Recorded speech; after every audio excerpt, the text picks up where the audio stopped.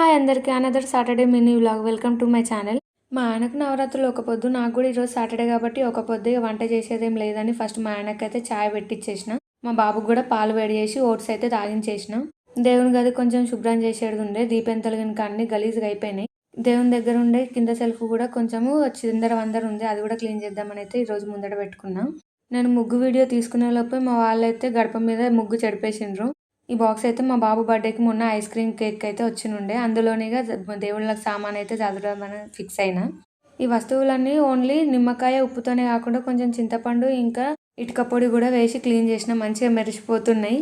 ఇవన్నీ క్లీన్ చేసి దీపం ముట్టించి పూజ అంతా చేసుకునేసరికంటే 11 అయిపోయింది. నిదానంగా చేసుకున్న, వంట చేసేదేం లేదని. లాస్ట్కి అయితే దేవుని గది అయితే ఇట్లా నీట్గా కనిపిస్తుంది చూడండి.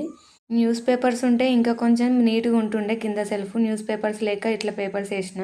తర్వాత కనకదార కూడా చదివేసుకున్నా. ఇంతే వీడియో, బాయ్.